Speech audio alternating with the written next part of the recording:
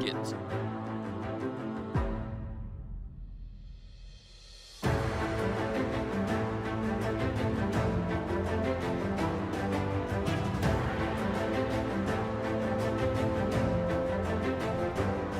Championship Sunday here on SoCalCollegeSports.com.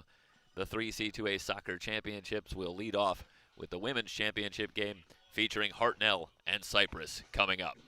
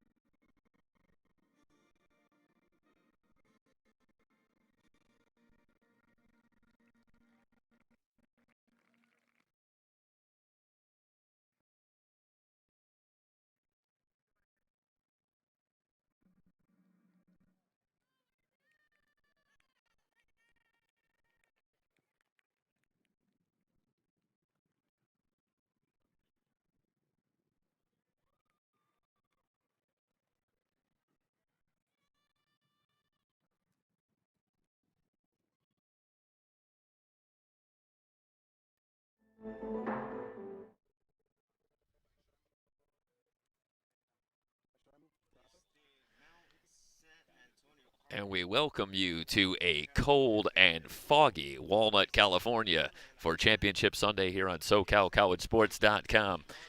First up, the 3C2A Women's Soccer Championship with Hartnell taking on Cypress College. Jeff Stoynoff along with Joe Hickey here from Walnut to bring you both games here today.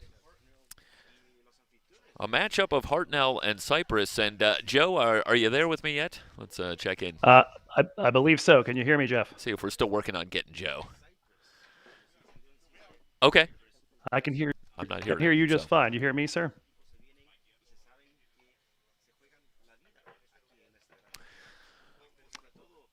All right, start to set the stage for you. It's the top seeds in the bracket check. here for the championships with Cypress, the top seed out of the South, the 3 seed in the South bracket.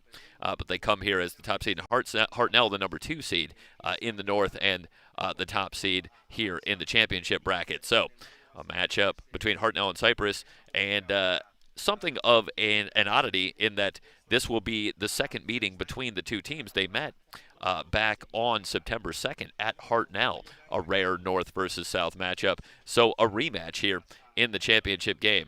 Cypress winning that matchup back on September 2nd, 2-1, taking a 2-0 lead before Hartnell was able to close within 2-1 in the first half, and then the Chargers able to hang on for a 2-1 win.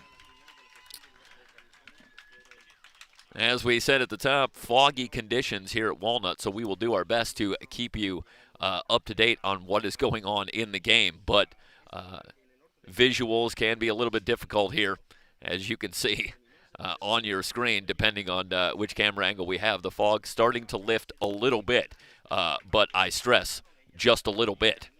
So we'll do our best to keep track of what's going on here in this women's championship match between Hartnell and Cypress. Yeah, luckily, Hartnell here dressed in their I'm highlighter just going to hope kit. that Joe will jump in when he's here.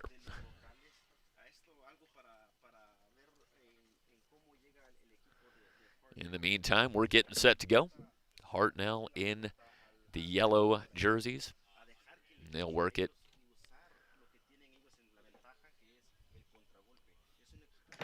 From left to right here in the first half. Meanwhile, Cypress in the dark blue. Start to set the lineups for you for Hartnell. NC Soto will be the keeper. Elisa Solis, Yesenia Tijerina, Jada Taylor, and Maria Espinoza. In the midfield, it will be Brianna Guerrero, Stephanie Castillo, Carly Lowy, and Yvette Rojas. And the forwards, Belinda Asensio and Sienna Maldonado. We'll give you the Cypress lineup. On the back, I should say the keeper will be Siriana Gadino. And the back line, Presley Dillon, Jasmine Ortiz, and Lucia Yanis. Midfielders, Fabiola Salazar, Christine Duarte, Dana Herbert, and Sylvia Quintero. And the forwards, Alyssa Villalobos and Brianna Cortez.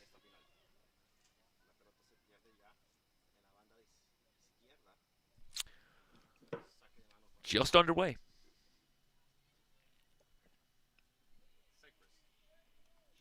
Jeff, am I coming through? Hartnell advancing with a 2-1 win in the semifinals over host Mount San Antonio College. Meanwhile, Cypress outlasting Fresno City. It was a 2-1 win in the semis to punch their ticket to the championship match. No, Hartnell trying to become the third school from the north to win the 3C2A championship on the women's side since 2011. That's done by Fresno in 2017. Meanwhile, Cypress has won the championship 3 times in their storied history, last time back in 2004.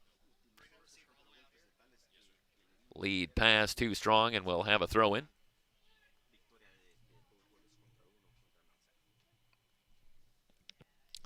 Wanted to finish off. I was going over the lineup there, and it's Villalobos Cortez, and Anahi Diaz, making that forward line just to finish the lineups for you.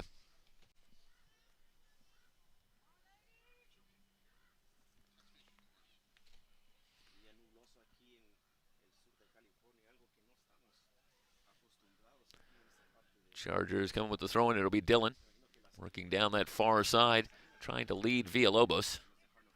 Played back out of play by the Panthers. Another throw in coming. Both these teams among the best in the state defensively all season long. Cypress 6th in goals against average at 0.40, but Hartnell 13th overall goals against average, 0.71. That one chipped clear by Jada Taylor, but not all the way out. Diaz trying the drive on the right side, lost it. And we'll have a kick for NC Soda.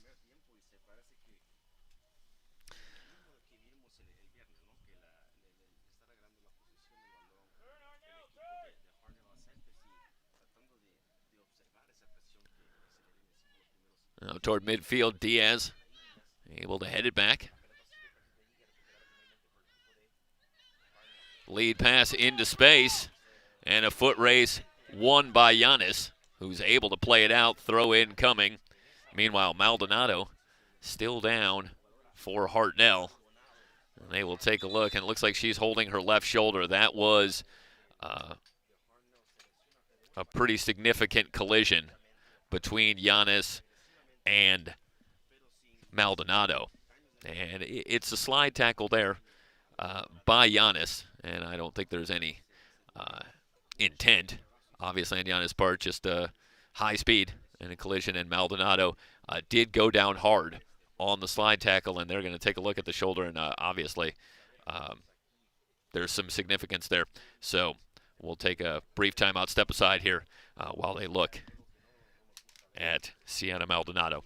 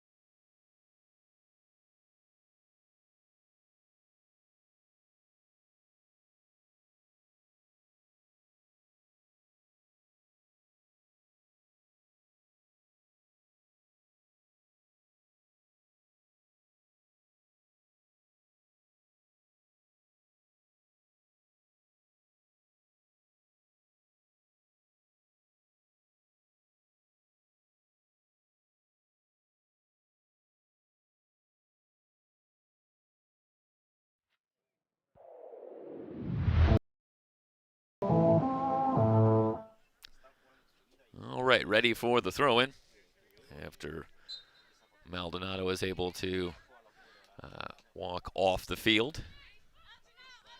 Throwing from Tijerina, and they'll bat it around. It'll end up with Hartnell, but the centering pass finds Villalobos. Villalobos tries a lead pass, and Hartnell should say keeping it in for the moment.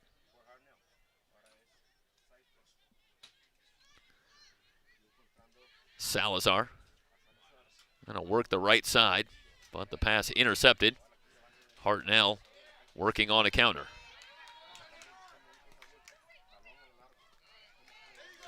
Molina tries to play it ahead. She's on for Maldonado.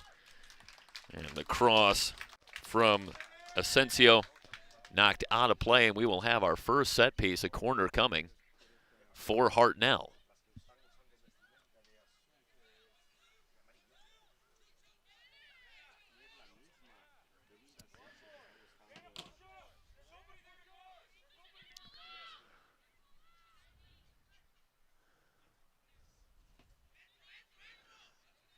And they'll play it to Asensio, keep it on the ground.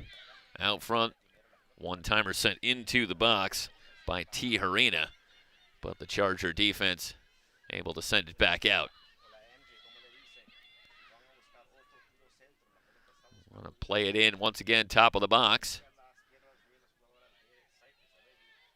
It was Duarte, able to just play it out to the far side where Godino will corral it. So the Charger defense stands up, as it has all season, against the first set piece. Played out into space, Molina giving chase, but it's Salazar playing it forward, but Panthers back. Good move from Tijerina. And it works over to Molina. Molina in a crowd. Threads a pass through. Another potential counter developing, but the pass looking for Asensio is wide of the mark. Throw in coming for the Chargers. Asensio with a couple of goals in the postseason already. One of the primary offensive threats for Hartnell, along with Stephanie Castillo, the midfielder. Dillon takes this one out of the air. Long pass. And Hartnell coming back the other way. A drive on the left side. Good feet from Dillon. Able to pick that one clean. And now Dillon on the drive. Again, Chargers working the right side. Out to midfield. Dillon with a long pass. Looking for Cortez in the middle.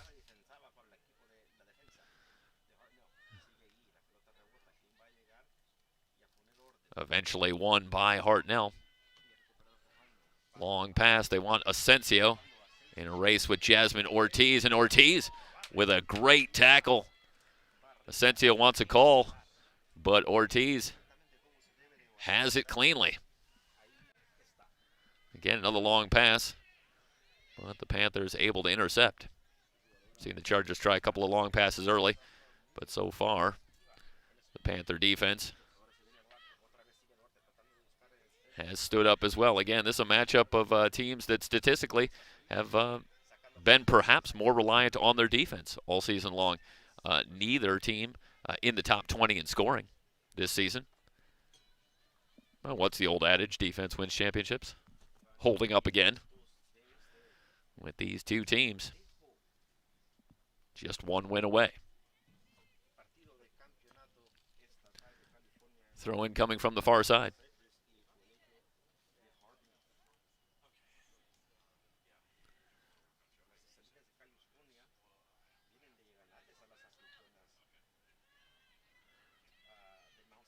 Still battling on the far side.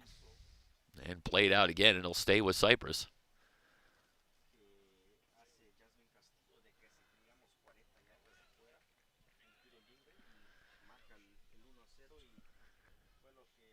And again, if you're watching here, you can see the foggy conditions.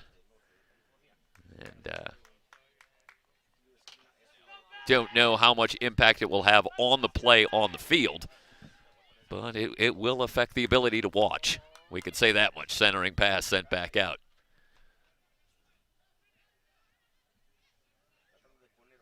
Hartnell clearing it out to midfield where Asensio will track it down. And now they'll try to switch the attack. Dillon able to play it back toward midfield. Out once again, and a throw-in coming for Cypress. We're in the 11th minute. Hartnell and Cypress, no score. Women's championship, first of two later today. It'll be the men's championship on SoCalCollegeSports.com. That is scheduled for 2 o'clock with host Mount San Antonio College taking on Hartnell. Panthers trying for the double with a men's and women's championship in the same year. And for the last time that happened, you have to go all the way back to 2017, where Fresno was able to pull the trick with a simultaneous men's and women's championship.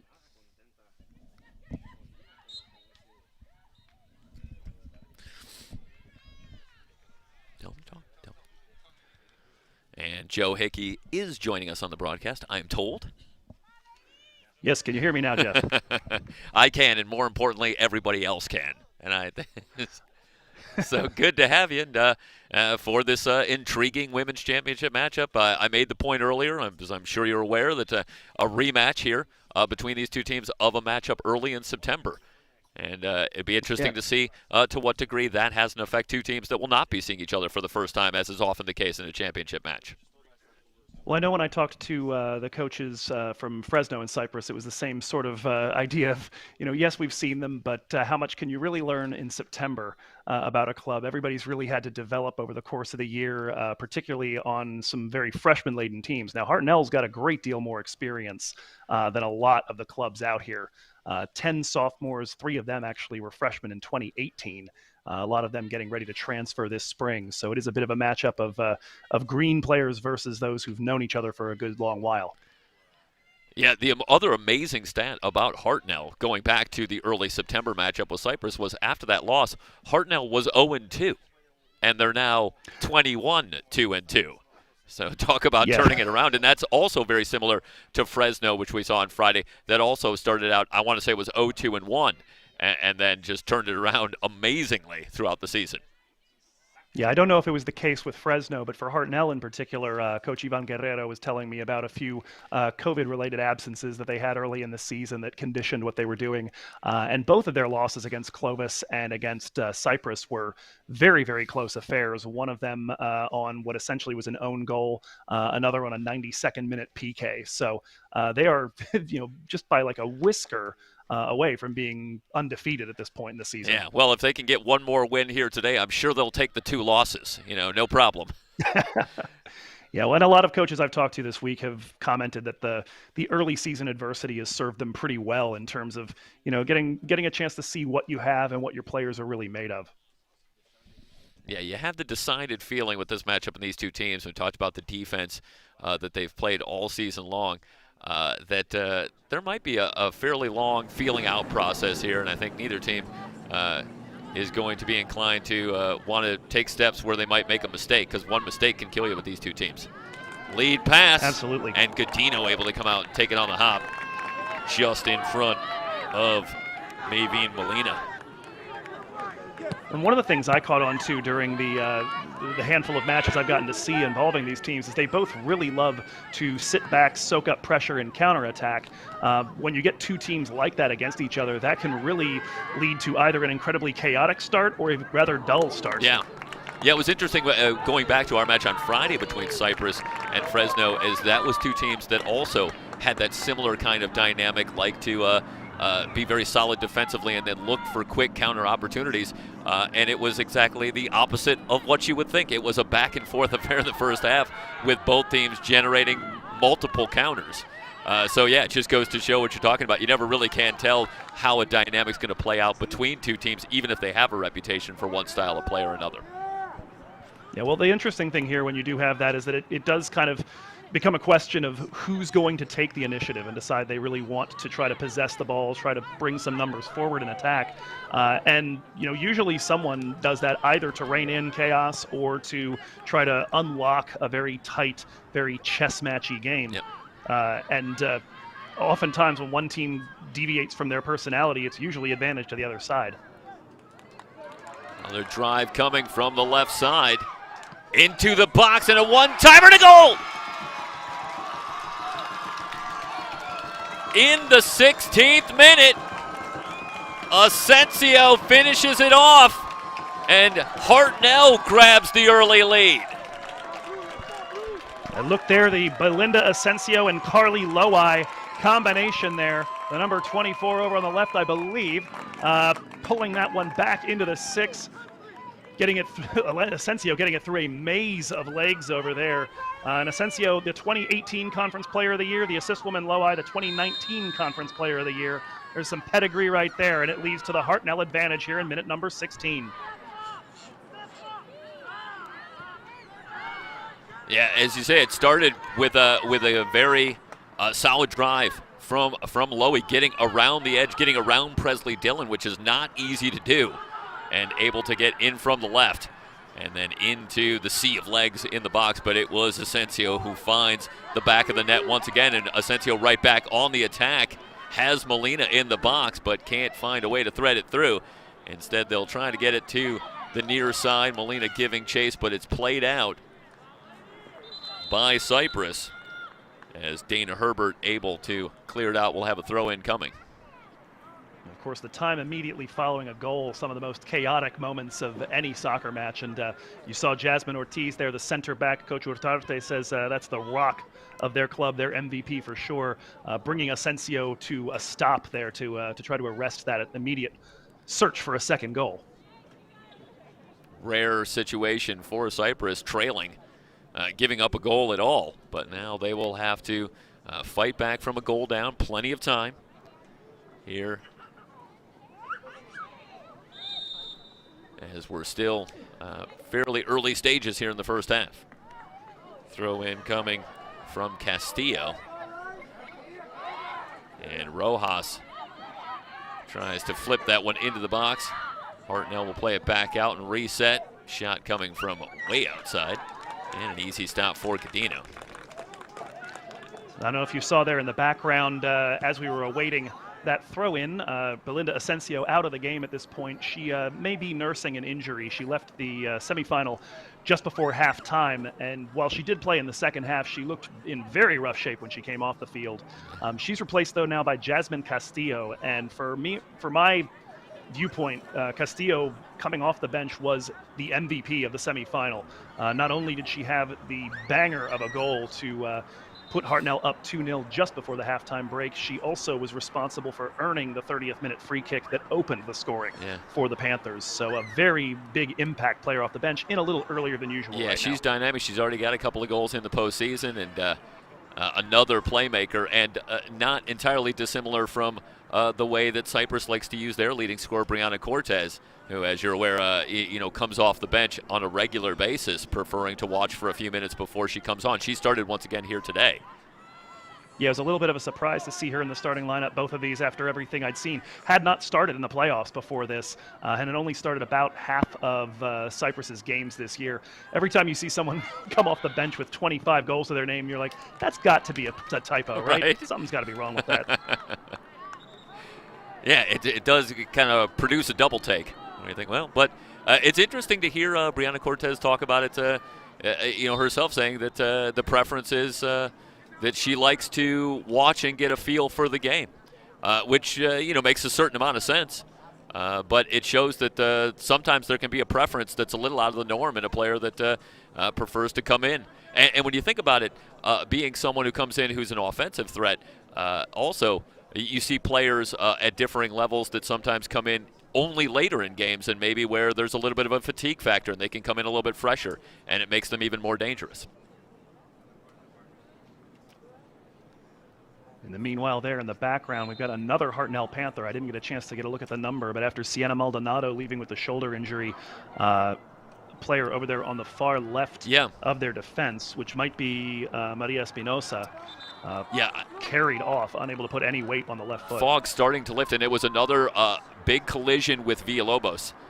And so it's been physical out here early, as you would expect. Obviously, a hotly contested game here with a championship on the line. And Cypress going to have a throw-in again on the far side. But it is starting to clear. It's getting a little more visibility, but it's still pretty foggy here in Walnut, California.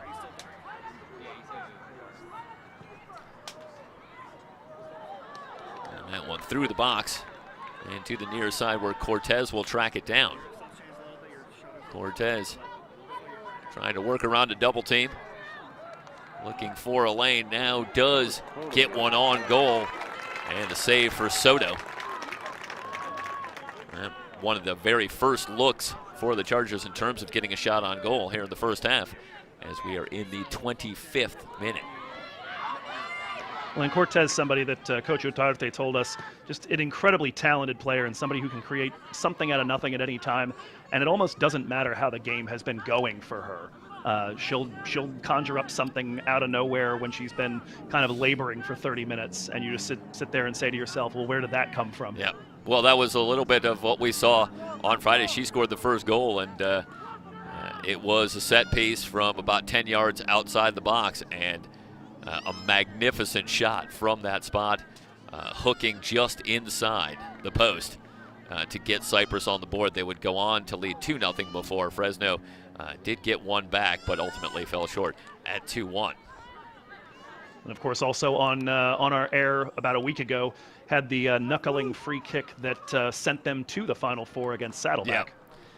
Yeah, the Chargers out of that very deep Orange Empire Conference, and 6 matches this season between Saddleback and Santiago Canyon. Santiago Canyon, the 2-time defending champion, who will relinquish the championship this year to one of these 2 teams. But that's a lot of experience against some of the best teams in the state that you get if you're coming out of that Orange Empire Conference, and it served them well. But Hartnell with the lead here in the first half on a goal by Asensio. And worth noting, Jeff, that Belinda Asensio goal, the first half goal in a women's championship since 2015. Interesting. Wow. A lot of very studied first halves. Big shot from outside the box, sent wide. Coming from Lucia Yanes. Coming up and takes the shot from about 10 yards outside the box, but pulls it wide. Well, I would have expected that that trend could have very easily continued with, again, 2 strong defensive teams, but an excellent attack and drive from Lowy to Asensio to get Hartnell on the board. So breaks that streak and gives Hartnell the lead. Ortiz giving chase, but Hartnell able to maintain possession. Playing it just past and cleared back out as Herbert was able to recover and clear. And now Hartnell will reset. Taylor. But a good challenge from Angelica Mara, who's come on for Cypress. And the Chargers going to the bench earlier here today than on Friday, where we saw a fairly steady lineup for, frankly, most of the game, but certainly most of that first half. And luckily so far for Coach Urtarte, not being forced to go to the bench as early as Coach Guerrero has for Hartnell. We do see Dulce Avalos now out there in the left wing, which leads me to believe perhaps that the injured player was Stephanie Castillo earlier that came off and was lifted off the field. Yeah, I do see Espinosa still out there. Trying to get a number, and I did see a 7, and Castillo is number 17, so that would make sense. Again, visibility, something of a factor here. But I like your detective work, Joe. I think you nailed it with the clues of positioning and partial number. I think we've got it. And obviously, those are 2 major losses for Hartnell in Castillo and Maldonado, 2 huge contributors throughout the season. Yeah, Castillo with 9 assists, 3rd on the team in that particular statistic. One of their big creators on the left side has paired up so well with Carly Lowy all season long. And she and Yvette Rojas in particular, the kind of players that Coach Guerrero says you don't necessarily notice when they're out there on the field, but you really notice when they leave. Diaz in from the left and a good slide tackle this time. It's Taylor who's able to win the ball and clear it out. The Chargers will have a throw in, but Hartnell can reset. And a look there at just the intelligence and positioning of Jada Taylor. For Coach Guerrero, one of the key players in that back line. He told me in an interview yesterday that she's the best leader he's ever coached, and frequently tells his players, especially the other ones on the defensive line, if you don't understand what I just said, just go ask Jada. And you got to look at that right there. Meanwhile, a centering pass looking for Cortez was too strong, and Soto will send it back out, slips through Taylor as Quintero gives chase.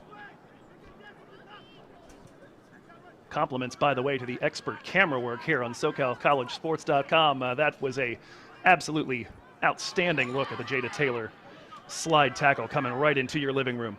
Yeah, these guys can do it. There's no question about that.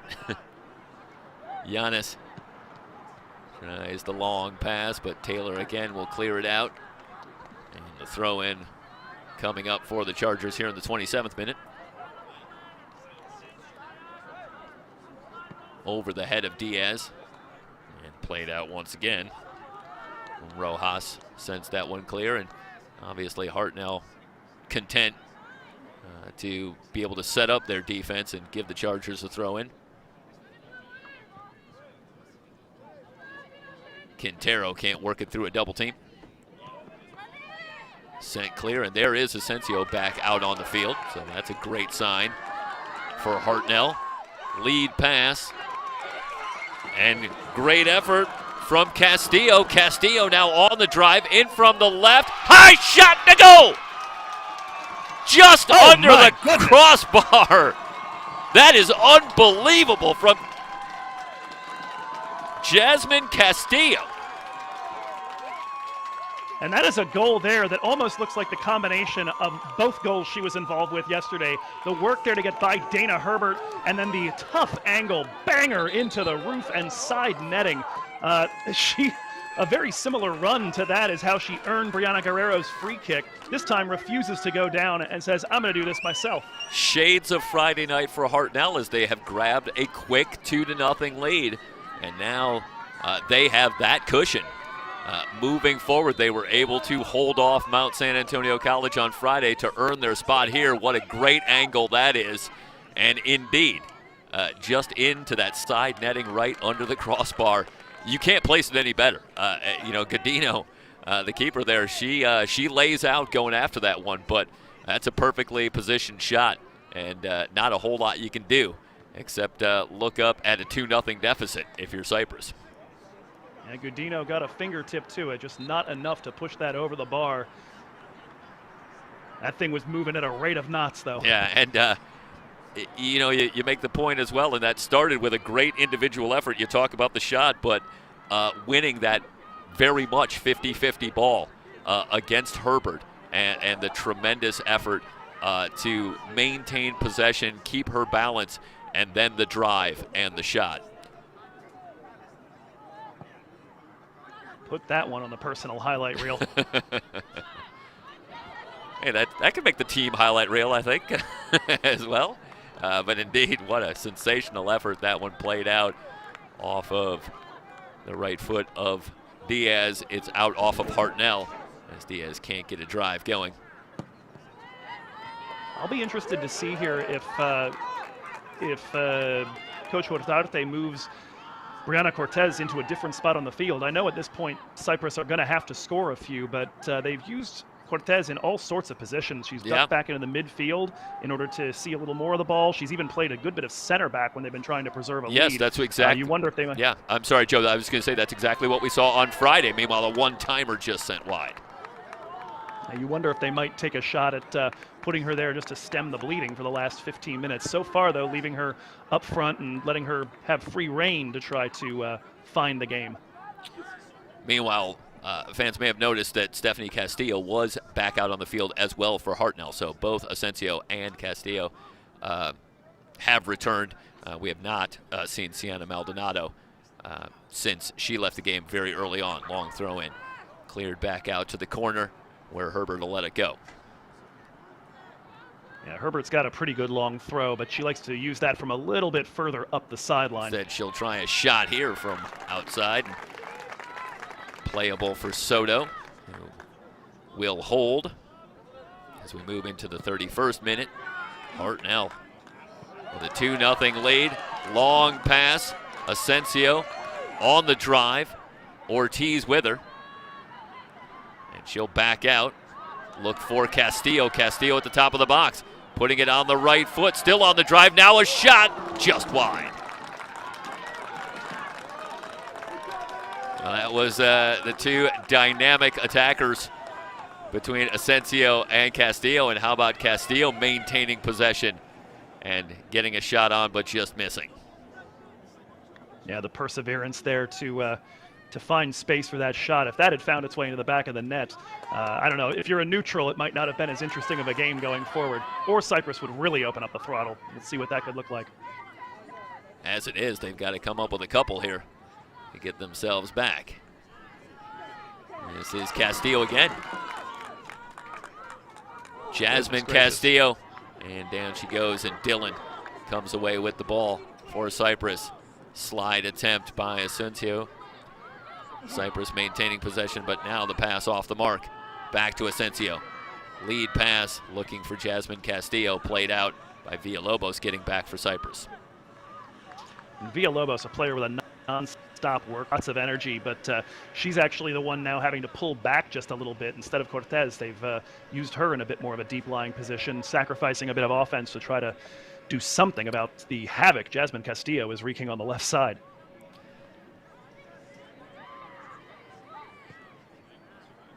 Cross top of the box. Castillo trying to get it on the left foot, but it's cleared out. Hartnell will maintain possession, and we've seen a couple of spectacular drives, spectacular attacks leading to goals, but it's really been a case of Hartnell really in control in terms of time of possession throughout here in this first half. The Chargers haven't been able to mount much of an attack. Yeah, a little bit of a surprise. The Castillo goal, certainly the fruit of a counterattack, a little more their style, but it was a concerted buildup that led to Asensio's goal there. Carly Loai managing to beat a defender on the left side, find some space, and pull one back. And a whistle. And a free kick coming. Not too many fouls in this first half. I haven't seen too many free kicks. Very few set pieces. I recall one corner for Hartnell, and I don't believe Cypress has had one. All for the best if we're not having a ton of fouls. It seems like most of them have led to a player having to limp off the field. Right, yeah. It's true. There was a couple of big collisions and in the midst of the physical play, but indeed, outside of that, not many foul calls. Here is Cortez working against Castillo. And Castillo able to play that out. And a corner coming now for Cypress, and a chance here in the 34th minute.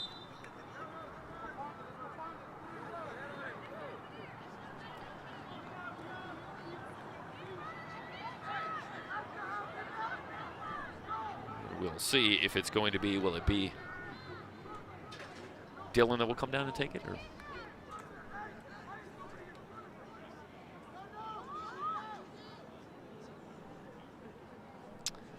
I want to say that's might be Quintero. I'm trying to get a number.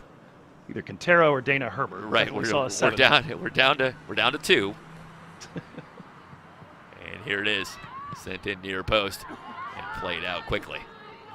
So another corner coming.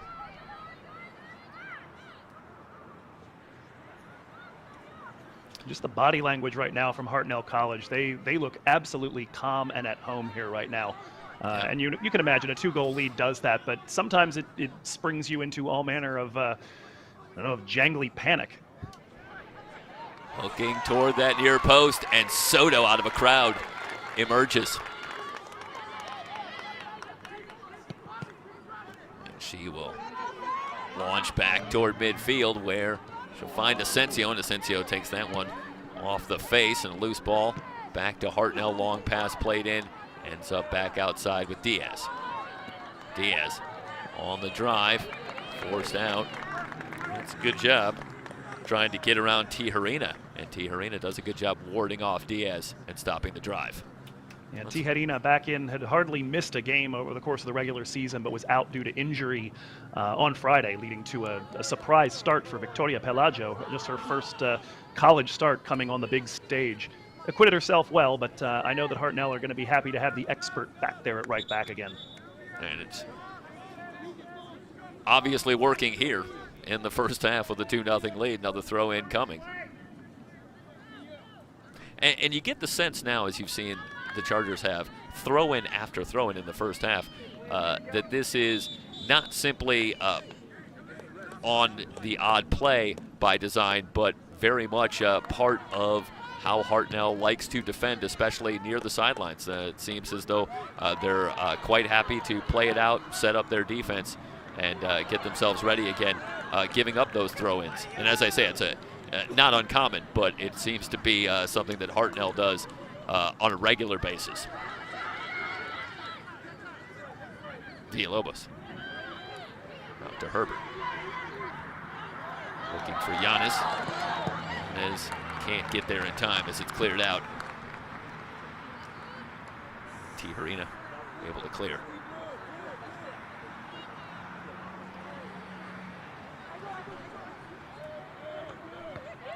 Also see Dulce Avalos has come on as well. And now here's the steal. Duarte tries the interior feed, but Hartnell there able to clear. Asensio battling Villalobos. Good slide from Villalobos to win the ball momentarily for the Chargers. But Hartnell able to get it back. Pass into space. They were looking for Castillo, but Dillon now will play it out. We see a little bit of the counter pressing that Hartnell likes to employ as well. We've talked a lot about the counter attack, looking to spring offensive opportunities. There's also this idea of you don't really press in general, except right after your opponent has gained possession, trying to take a moment during that frenetic beginning of a buildup and arrest it right there. Yep. Another throw incoming. And that was something that we saw Cypress do quite a bit again on Friday, and indeed all season. And now it's Salazar who will play it out. And now it's the Chargers with this similar dynamic, happy to play it out, give Hartnell another throw in.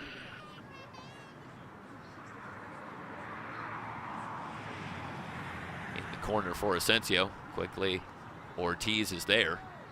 And Asensio losing her footing, trying to ward off Ortiz. And the ball right in the corner now, finally out. Who's it off of? What the fuck is happening? And it is off of Asensio. That's a good job by Jasmine Ortiz. Very calm, confident player back there for Coach Urdarte. Yeah. As he said, their team MVP this year. And you got Asensio, who's got that solid frame and good balance, and I think she's trying to get Ortiz to knock that ball out herself, but Ortiz does a good job of outlasting Asensio, and eventually it's Asensio who knocks it out. Diaz on the drive. She's got great speed, puts on the brakes. Now makes another move.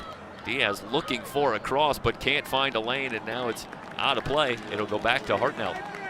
Or was it off of Hartnell? No, it appears to have been off of Elisa Solis, so good defense there, but not able to avoid giving up the set piece. That's a good job by Diaz. And again, Coach Urdarte talking about Diaz and the danger that she brings on the wing just with her exceptional speed. And she is able often on a drive to get around the defense and gain that edge and create opportunities. And she was trying to do that. We saw that. Yeah, we saw that to create the goal right after halftime on Friday. Played out again. Hartnell's defense in the box continues to be solid. Asensio in control. Tries to thread a pass through, but it's blocked and intercepted. Ends up with Villalobos. Villalobos, and there you saw that counter pressure immediately from Asensio, and it led to an errant pass, and Hartnell able to win it back. Yeah, it's not always that you use the counter press to try to win the ball back right there. Sometimes it's just getting them to give it back to you, even if it is a little further upfield. Giannis. Outside. Oh, great move by Avalos. Avalos wants to cross, but it's Ortiz who loses the handle and now just has to slide and send it back out to midfield, where it ends up with Villalobos again. Villalobos, Cypress glad to try to leave a pass for Duarte, but Avalos getting back to win it for Hartnell. Sorry, Joe, go ahead. I was just going to say, Cypress glad to arrest that particular Hartnell attack. They were way out of shape. Lucia Yanis all the way in the center of the field, even center right, and scrambling to get back to left back. Yeah, a little trouble handling that pass, and it was nearly disaster as a turnover near that attacking third for Hartnell. But she was able to just clear it back to midfield. It is one of the reasons I expected that Cypress was the more likely team to try to actually possess the ball and go out of that counter-attacking identity. I figured they had a little bit better speed at the back to be able to recover in the event that they lost possession with numbers forward. It hasn't really panned out that way. Hartnell's been the one to kind of seize that, they say in Italian, the pallino del gioco, the little thing that keeps you in control. But lead pass, looking chance for Asensio. Faces up on Ortiz, drops the pass off to Castillo. Castillo still with the ball, off to Asensio. Moving toward the top of the box, and the shot blocked at the point. And Cypress going to stem that attack from Hartnell. Take you back here to a replay. Meanwhile, the Chargers trying to mount a counter with Giannis. Giannis centering pass. squirts through and back to Hartnell, where Castillo looking for Avalos. The pass intercepted. Giannis trying to find Cortez. Good job, Tiarina. Able to get in front, break up the attack. This one. Just as you were saying it, great anticipation there from Tijerina to win that throw-in. Came sprinting up to cut off Brianna Cortez. And gets it back for Hartnell. 43rd minute. Avalos tries to play that one back. Herbert ends up with Jada Taylor.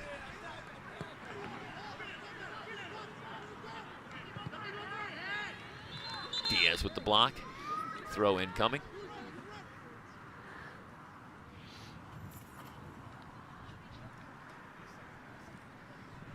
Do you sense a change in Cypress over the last 10 or 15 minutes? Anything in particular?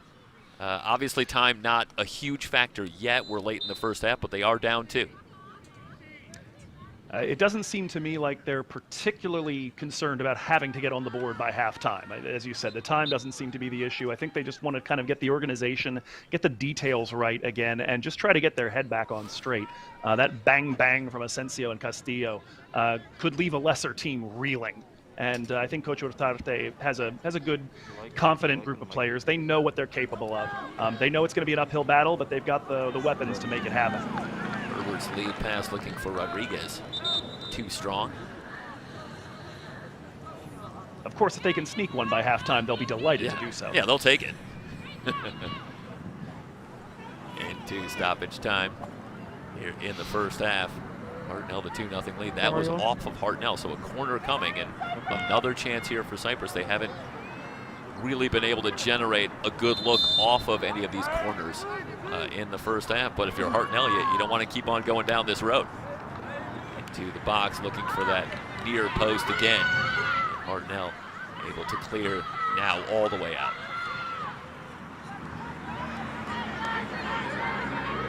Dillon at midfield. To thread it through and finds Villalobos. Villalobos right of the box, great slide. And sends it back out. Maria Espinoza, MJ, able to clear just when danger was mounting. See Villalobos trying to line up a shot. That's a great job by Espinoza. Alyssa pulling a little bit further forward into her more natural attacking position. Long throw in, just over the head of Villalobos, now top of the box. Asensio coming back, Ortiz is there. Plays the pass out. Dillon chips in front.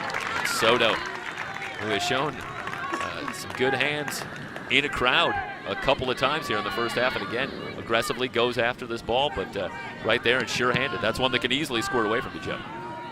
Absolutely, and we saw that in the men's semifinal that you were calling, actually, a few balls squirting through goalkeepers and creating those late 2 goals for the Hartnell men. Yeah. And it's, you know, the conditions out here, it's morning still, and a lot of times you see it starts to get a little bit slippery, a little bit wetter as the day goes on into the evening, but it's still wet out there. Castillo on a hard drive going against Dillon, off of Dillon, and Godino diving. Ends up winning the ball with Asensio right there. And that is a crucial bit of aggression there from Siriana Godino. Watch here, and this is Castillo again with a head of steam. Working against Dillon, and Dillon does a good job of getting her body in front, but the loose ball almost ended up right with Asensio. And Godino this season, 39 saves, a .929 save percentage, best in the state of California, to go along with having the second best goals against average. But just shows you right there, goalkeeping isn't just shot stopping. Sometimes it's putting out fire to your box. Yep. Meanwhile, the long pass looking for Asensio, wide of the mark. And Panthers reset at midfield. They'll start another attack. Castillo, who has been dynamite. Move to the right. Castillo into the box. Another move on Ortiz. Tries to line up the shot. She's got it to goal. That is another sensational individual effort. And I think we've got an early frontrunner for Final Four MVP right now, just as she did on Friday in the semifinal. A goal in stoppage time to have changed the tenor of the entire match. It's just, you get by Dylan, then the move on Ortiz, and then to get just enough on the shot to slide it past Godina. Yeah, keep the replays coming. We can watch this a couple more times. Oh my goodness, look at that.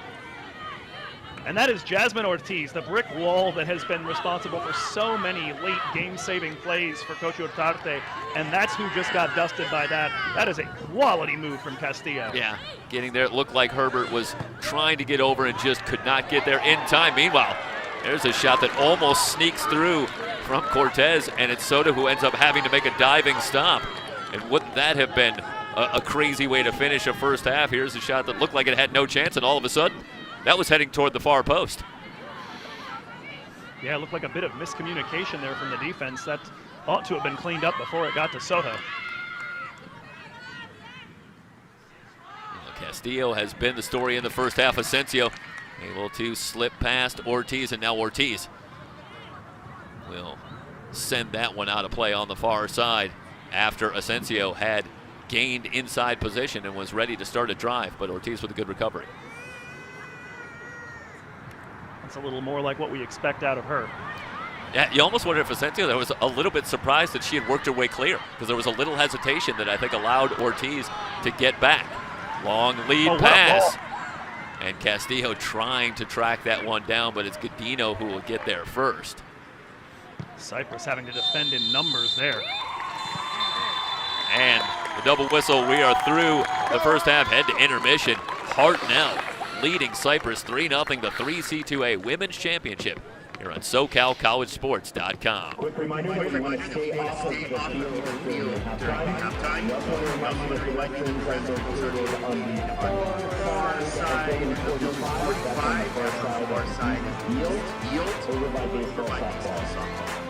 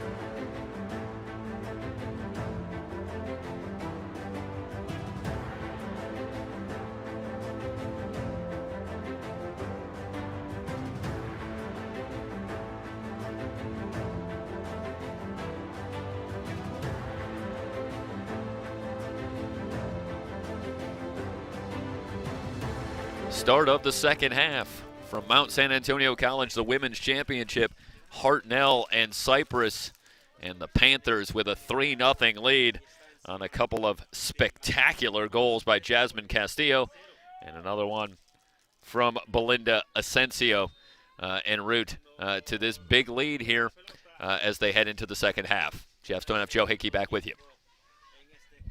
Indeed, Jeff. Hartnell getting a last look at their past and present, as Loai and Asensio, they're the conference players of the year in 18 and 19, combining for that opening goal, and then a little bit of a look at their future, perhaps. The freshman forward out of Pajaro Valley, Jasmine Castillo, showing us what there is to come potentially for this Panther program. Yeah, how excited are you for next year after watching those 2 goals? Well, I don't know if they're on the schedule for the Diablo Valley College team that I call games for. I'm substantially less excited if we have to play them again. Cortez goes down, no call coming, but Giannis able to win it back, starts a drive, flicks a pass out to Villalobos. Villalobos moving right, leaves it, one-timer from Giannis, trying to play it ahead, looking for Diaz.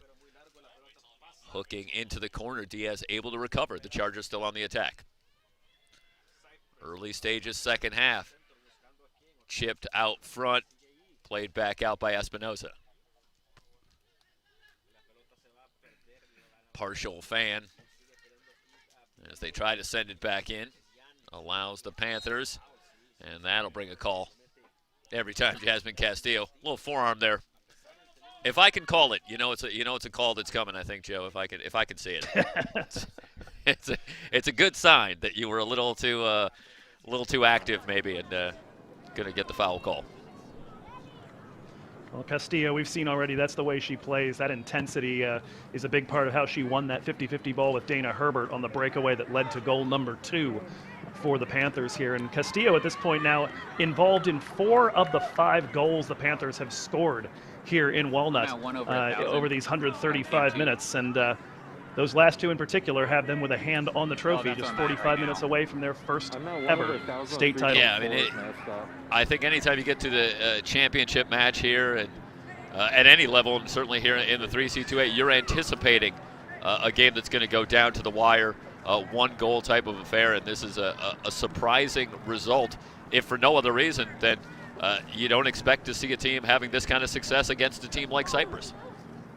Yeah, as you said, .40 goals against average on the season. That game back in September was a 2-1 Cypress victory. All of that coming in the span of about 10 minutes. A pair of quick Cypress goals followed by an answer from Belinda Asensio. So heaven knows Cypress is tired of looking at her. Giannis will take the corner. And the Chargers, or perhaps not, still looking, well, yeah, it appeared to be for a moment, but no, now we'll see somebody else. In fact, given where she's coming from, did they substitute specifically to have their corner taker? What time's the other game at? Is it Quintero? It is Quintero, yep. So Sylvia Quintero will come on. Again, early stages here of the second half, and the Chargers, who have not been able to produce a shot on goal off of a corner yet, take one more chance here. Looking again, trying that near post, as they have tried nearly every time, and the Panthers have been able to send it right back out on every occasion. Gets by Herbert. Just hasn't been able to. Castillo on a drive, open field. Starts to make a move and overran it slightly, and that allows Ortiz to win the ball and get it back for the Chargers. Rodriguez moving left. That one broken up by Stephanie Castillo. Trying to switch. Cypress looking for a quick one to try to reopen this game. Meanwhile, Hartnell now can really lean into that soak-up pressure and look to spring on the counterattack, that coiled viper sort of attack that Jimmy Nordberg anointed it during our game on Friday. Yeah, it's, when you have the kind of speed, especially on that front line, on that attacking line, then you're able to just soak up that pressure as you're talking about so well, because that counter can come so quickly. For the second game, there's no way I'm going to be able to get it right now. Chipped out front again, but too strong, and Soto again with the good hands. They're trying to play that right out front, but really, Joe, as I'm watching, there's nobody there. Oh, there is? Okay, great. Trying for. Yeah, they've been having a lot of issues, particularly on the corner kicks. They just can't get that over the first defender, and that's really the key to seeding panic in the 18. Is to do that, they're basically, they need to split that difference between over the first defender and straight down the throat of NC Soda. Yeah, they're just not finding it. I reference trying for the near post, but the reality might be even simpler than that. They might be trying to get it into the middle, but just not getting it over that first line of defense. Played into the box and back out over the head of Rodriguez. Espinoza with the touch pass to Asensio. Asensio gets it back on the give and go. Moving right, looking for a shot, turns back, terrific pass, Castillo shot, Gadino there. That was some pretty nifty footwork from Asensio that time. Watch the move here.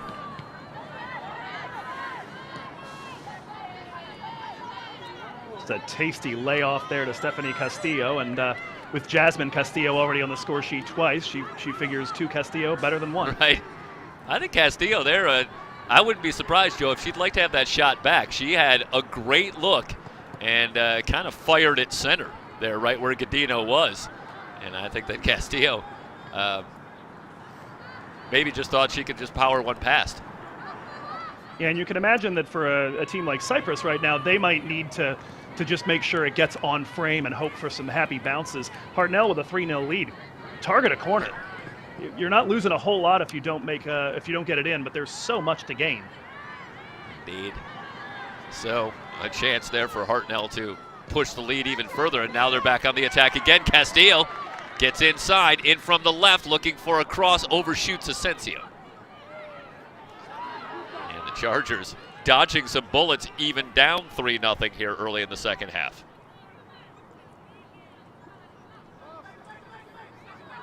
Well, I did walk past the coaches for Hartnell as Diaz tries to pass off to the left, but that one blocked and sent back out by Hartnell.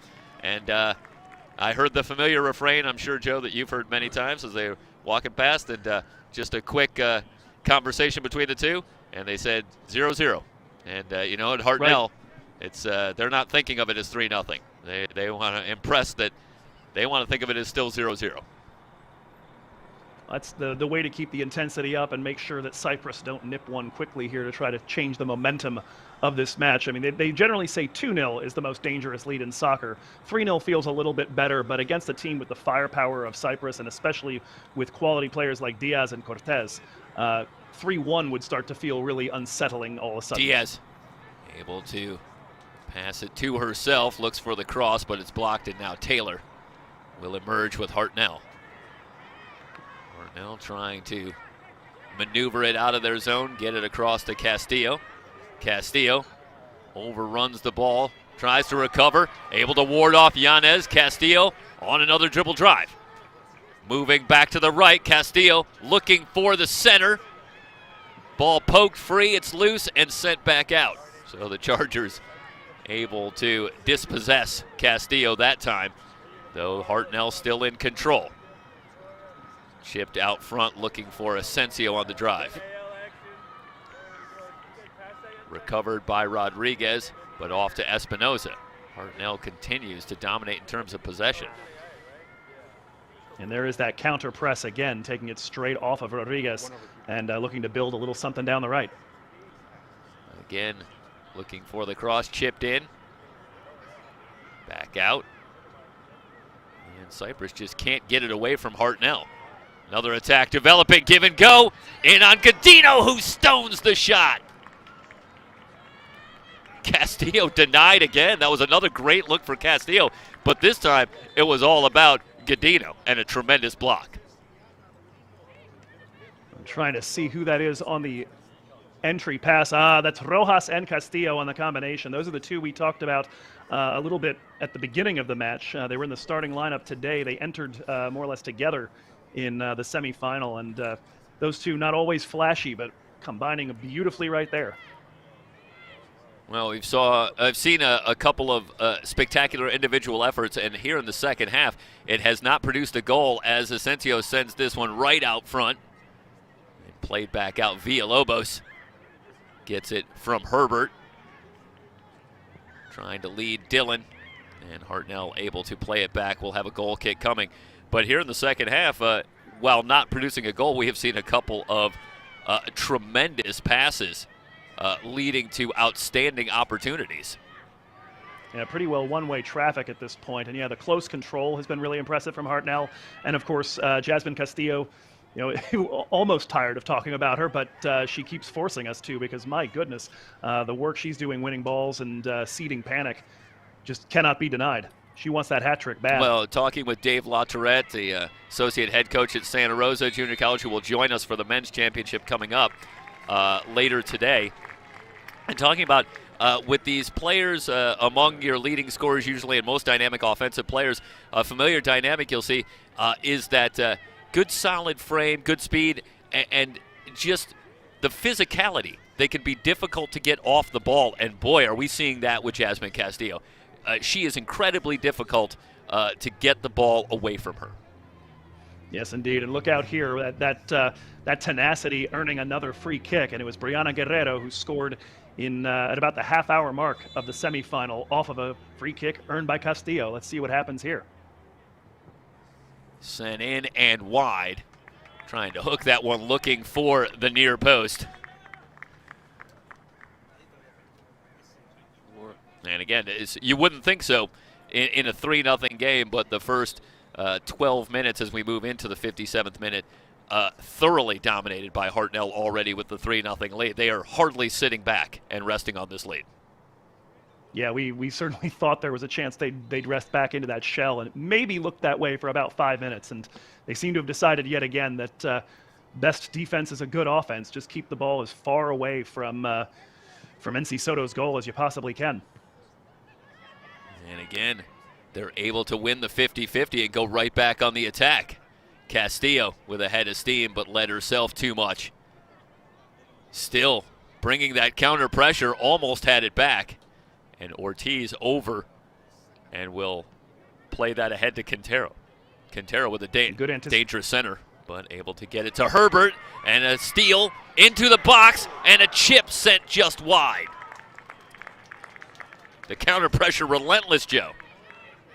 Goodness gracious, I was just about to compliment Jasmine Ortiz on the whole, being aware of the what-ifs and being ready for Castillo to take that ball away on the left wing. And just as it was about to come out of my mouth, an errant pass picked off by Stephanie Castillo, and for the third time, stonewalled here by Siriana Gudino. Actually, I was watching the replay, and I wanted to make the point, I believe, and we'll see if they might run this again, I believe this is Sienna Maldonado. Let's see if we can get the number here.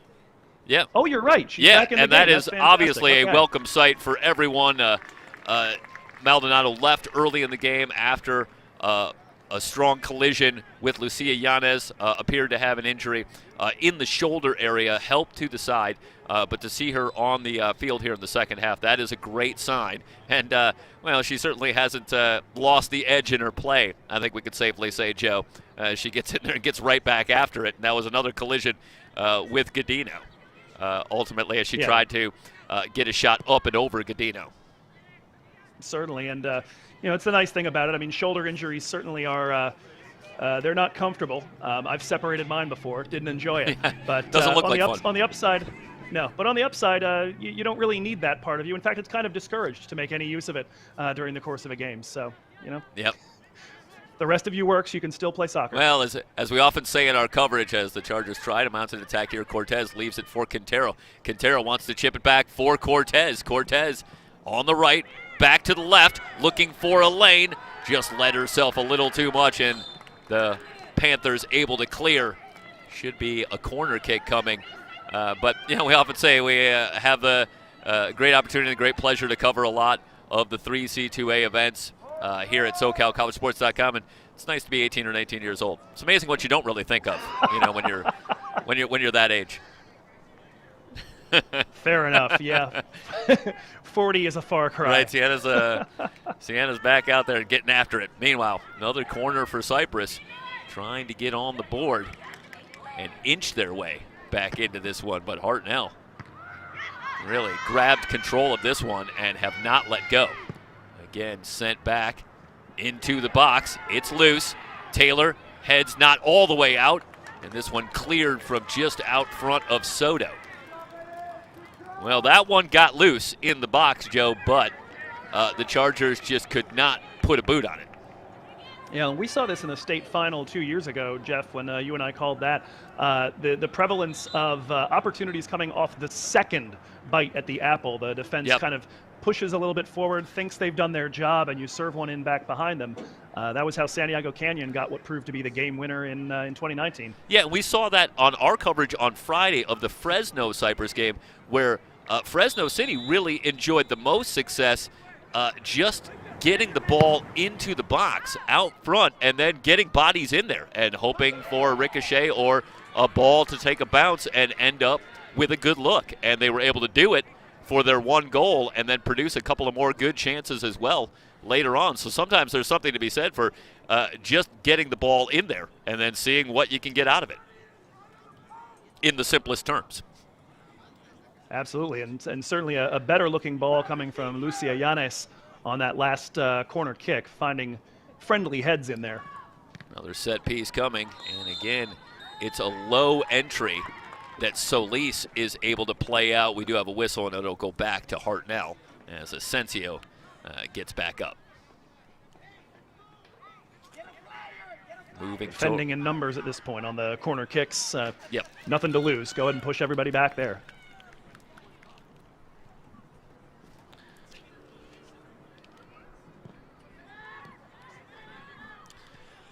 Well, we've had a minor issue here in our control booth. We'll get that sorted out as play continues out on the field. The 62nd minute, and a strong drive for Diaz, but a terrific slide. And that one broken up by Brianna Guerrero. And the ball back to Hartnell.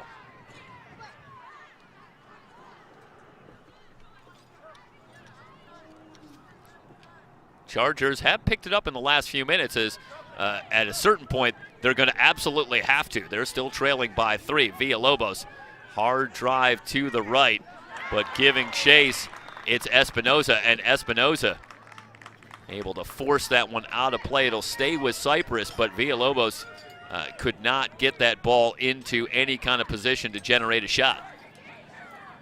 Yeah, good work there from Espinosa, and before that, I believe Elisa Solis or Brianna Guerrero to try to push her as far out wide right as possible. Yanes chips it, but wide. Again, hoping to throw it to Cortez right at the mouth of the goal, but sent wide, and it'll go back to Soto.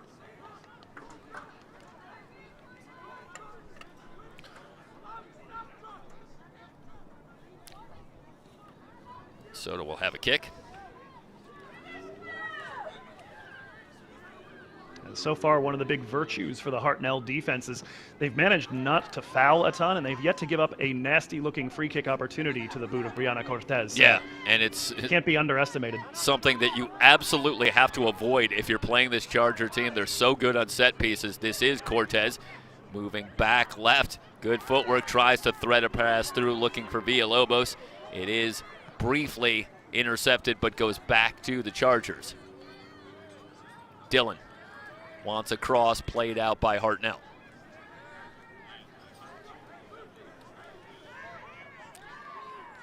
Well, the Chargers have friendly. Yeah, sorry, go ahead, Joe. Gets the friendly bounce off the corner flag to earn the corner kick here. Could have gone either way. The Chargers starting to mount the corner opportunities, but as we have said, haven't really been able to get a lot out of it just yet. Here as they attempt another one in the 64th minute. High ball, Cortez cannot redirect on goal. That was just over the head of Brianna Cortez, and she had a lot of open net in front of her if she could have got that one on goal. That was absolutely a perfect delivery from Yanes that time, and we've been lamenting the issues they've had putting balls in dangerous places. This is right where you want it. Back post, over the top of NC Soto, and just unable to make the solid contact. Yeah, that is a couple of inches there from a certain goal for the Chargers, as it was a wide open net for Cortez, who got just a piece of it, but grazed it just wide. Now, you start to wonder at a certain level of Joe if it's just that kind of day for Hartnell. They have played unbelievably well, and now throw in a little break here or there to help preserve this 3-0 lead. Well, soccer works that way. It's a game that will absolutely break your heart every now and again. And, Ruud Gullit, I think, says it best. It's tempting to think about it as a game of skill and savvy, but really soccer is a game of mistakes. And the fewer you make, generally, the better you do. Cortez on the drive. Leaves it outside. Looking to get it back from Dylan, but the flag goes up. Damn, she would have made that too. And the attack thwarted for Cypress. And, of course, that's the one that Cortez guides straight into the twine. So, yeah. Well, I play a little bit of golf from time to time. You'd be amazed how well I hit the ball when I drop a second one. Amazing. I'm a full, 10 shots lower on my handicap. I'll give you one more look at it. And again, well executed, but slightly off on the timing. And the offside gives it back to Hartnell. 66th minute. This is Castillo. Yanez able to poke it clear. It ends up with Diaz. Looking for Cortez.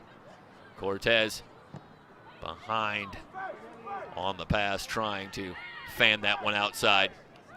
Chargers keep it. Yanez has Cortez on the drive. Lead pass played out by Taylor. and a great anticipation there with Brianna Cortez lurking if that had gotten over the bright blue hair. And very intelligent head of Jada Taylor. Yeah, it's, as you say, the anticipation was there as Cortez was on the drive, but great awareness on that back line for Hartnell. And that pass taken away. Another corner coming. Just saw Yanez with a terrific entry moments ago. Low pass, and again out front, Hartnell first to get there. They'll play it clear, but not all the way out. Yanez with the header. Villalobos plays it back outside. And we have a whistle. This could be a free kick as coming. Yanez goes to ground. Yep. We'll see if this is Brianna Cortez range. We see Rojas and Stephanie Castillo, and the Panthers will set up the wall as Yanez will take this one about 10 yards outside the box. Dangerous spot, a lot of possibilities here for the Chargers.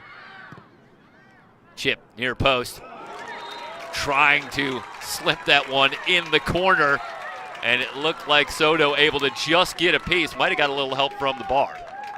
Let's see if the post had a little part of this block.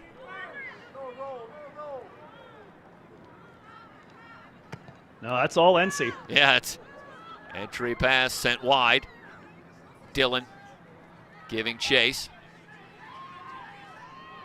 Tries to reverse, facing up on Solis. One blocked out, throw in coming here in the 68th minute.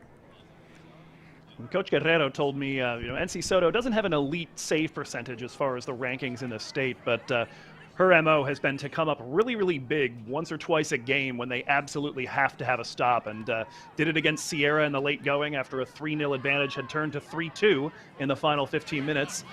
Don't know if that's a potential spoiler for what could happen if things get out of hand here, but Soto very big in that one. Also had a stop in their opening round 1-0 victory. Rojas keeping it alive.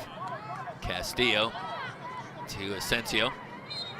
Asensio fouled by Ortiz. Free kick for Hartnell coming.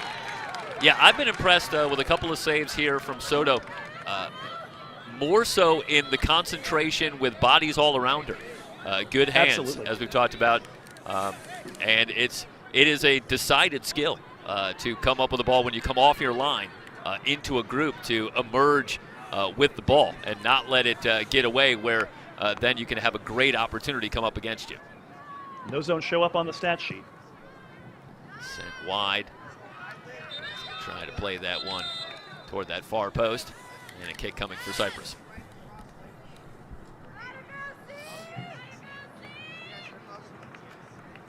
And if you're the Chargers at this point, it starts to creep toward the point in the game where you're willing to give the ball back and make Cypress work at the length of the field again against you to try and generate any kind of opportunity. Yeah, clock very much your friend inside the final 20 minutes. And as we mentioned, Hartnell, rather, with experience seeing a 3-0 lead start to dwindle. And so that can cut both ways. You can kind of see that as a potential and nerve.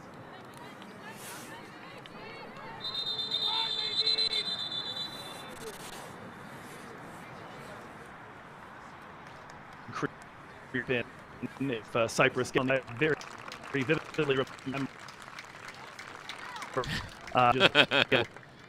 Well, I think if you're Cypress, the clock is starting to become a factor, but boy, you really need to find a way to get one. If you can get one on the board, you might get a little bit of momentum. You could get a little bit of nerves. All kinds of coulds, become possible. But I think at 3-0, it's just so comfortable with that kind of cushion that the Chargers soon here need to break through with one if they have any hope to pull what might be considered something of a minor miracle here if they can get all the way back.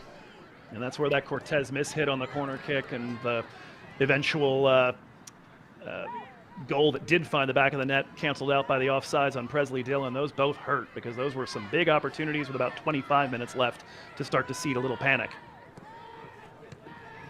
Trying to switch the attack with Villalobos, play it back outside. Sent in by Giannis. The Panthers the first to get there again. Loose ball, Cortez. Top of the box. Cortez looking for a line, goes to the left foot and sends it wide. Well, Cortez found a little lane, but couldn't hook it inside the post. Certainly good with both her feet, but I don't believe the left foot is the power stroke. Well, on Friday we saw it was the right foot on the set piece, on the free kick to get the Chargers on the board against Fresno. Yeah, you'll see. Obviously, both feet will be in the repertoire, but yeah, I got to imagine you're always going to have a strong one, where it's a little more velocity, but maybe a little more control as well. And in that case, even though she couldn't deny the shot, Yvette Rojas, good positioning to at least force it. Long shot! Oh. Nearly slipped in. What a save by Soto, who eventually had to lay out. It's been an interesting morning into afternoon here for NC Soto. This was another one that seemed perhaps somewhat innocuous, well outside the box, and this shot ends up to be decidedly on line. If Soto doesn't get every inch of the vertical, we're talking about a 3-1 game. Goodness gracious. Go back to one in the first half with a shot from Cortez, almost slipped through. That was a little more miscommunication, but again, Soto's had to come up big out of nowhere on a couple of shots. Dillon, left side of the box, tries to start a drive, but loses it over the line and back to Hartnell here in the 73rd minute.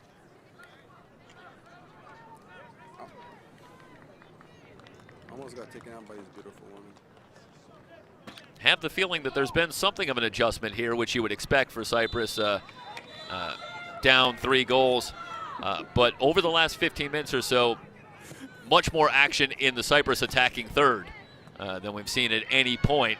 And you wonder if that's some adjustment by the Chargers and some of Hartnell finally deciding that, getting bodies back with this large lead is going to really go a long way towards salting away this lead and a championship here in 2021. Lead pass for Asensio. Now looking to spring on the counter. They had Asensio, but the pass wide of the mark, and now the Chargers will go back on the attack. Diaz trying to lead Rodriguez. Are all of our mics on? And the pass too firm. Back to Hartnell. That was Quintero they were looking for on the drive.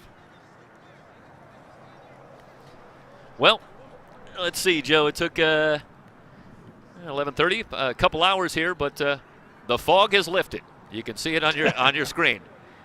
We've got. Well, yeah. We, I say I don't know if it came through earlier on the broadcast when we were struggling to at least get me into your ears, but I did appreciate Hartnell at least choosing to dress in highlighter yellow for the most part that's right. back when the fog was coming, and Cypress for their part, the dark blue jerseys, but those numbers are nice and crisp and easily visible from a distance. So Yeah. thank heavens for that. Yeah, it's true. I was very thankful. We were hoping that maybe we'd just go with all neon green, and but our idea was not met with approval. Well, what could you do? So, Well, and of course you've then got players like Jada Taylor with the bright blue hair and Belinda Asensio with the blonde close cut right there. Those are just broadcasters' dreams right there. right.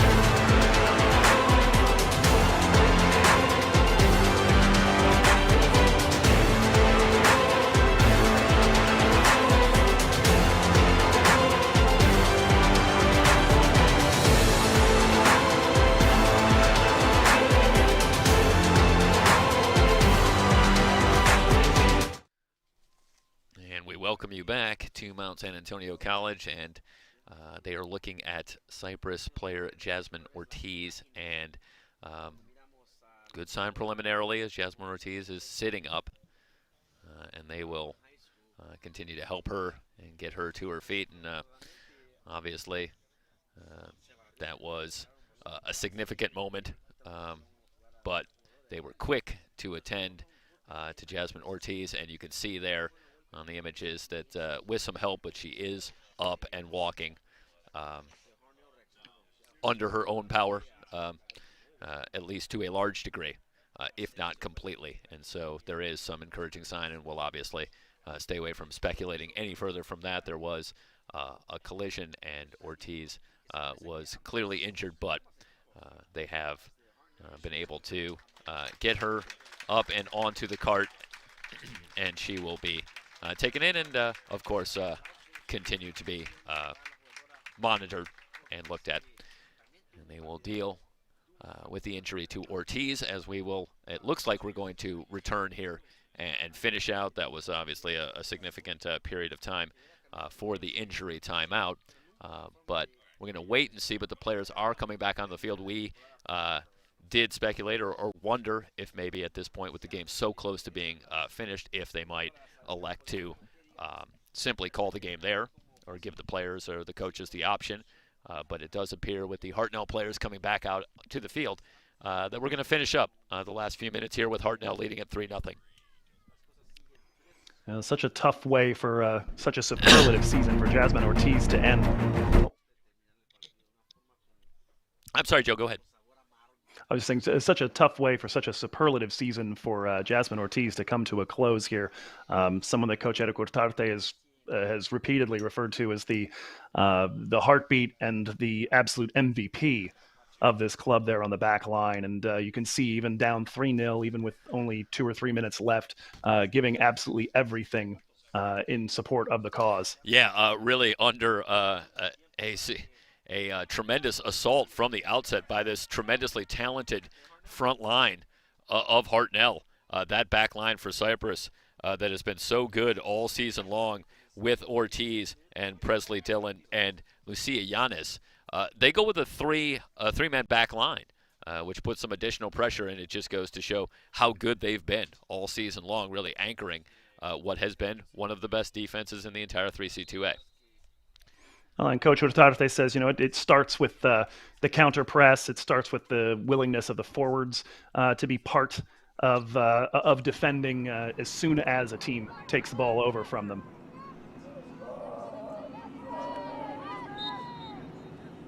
So we're probably, I'm trying to get a look at the scoreboard. We have a little bit of a glare here, but we might very well be in stoppage time by this point, but it will obviously be significant stoppage time. So we have several. Okay, we're getting the sign that it's 7 minutes of stoppage time, so a significant amount of time left, but at this point it's a coronation for Hartnell and the Panthers, who are going to wrap up here a championship here in 2021. We were starting to say just before the injury to Ortiz, just a big deal here for Ivan Guerrero, bringing a title home. Salinas, not a Salinas native, but calling Salinas home since 1989, and an assistant coach for 2 years before taking this program over, and has been 11 years now the head coach at Hartnell, the school that he played for in the early aughts, before transferring to CSU Northridge. So a big moment for him.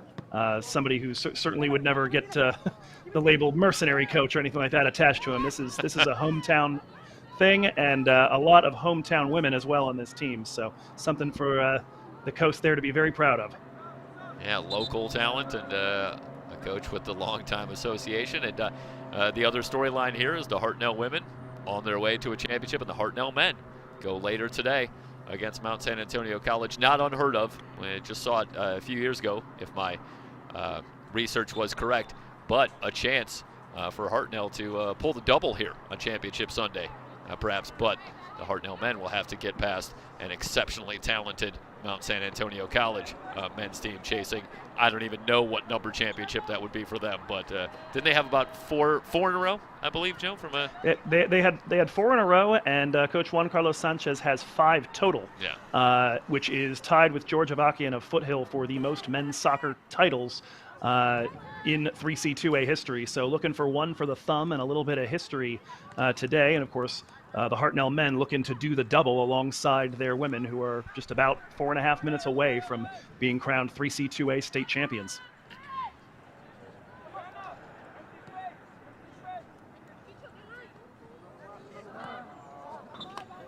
That one lost out of bounds. Chance for Cypress to throw in here. For the Chargers,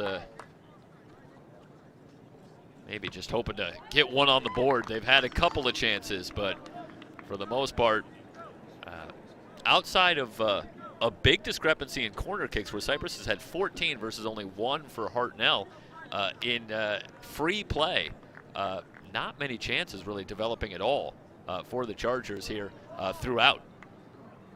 Well, and as we said, based on the quality we saw on it, corner kicks you can deal with giving up to this Cypress team. They wasted a lot of them.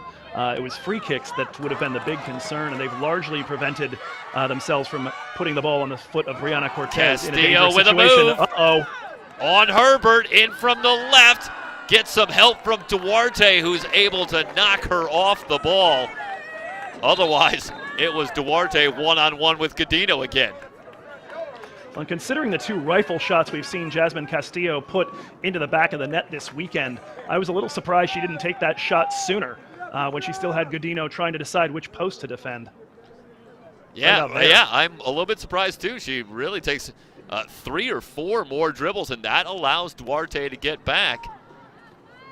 And you wonder at some level if Castillo just didn't anticipate that Duarte would be able to get back there and thought maybe she had more time than she did. As it turned out, either way, it'll be largely a footnote on this one with Hartnell with a comfortable lead. Yeah, the title game hat trick is always a good time. I was trying to, in my own head, I was trying to get my hat trick call ready, determine what I said, but yes, the thought. I tend to go with once, twice, 3 times a goal scorer. I like that one. Well, I appreciate a good 70s reference, so I think that was 70s from Lionel Richie. If my memory is right. Yeah, I figured you might be my target demographic on that one.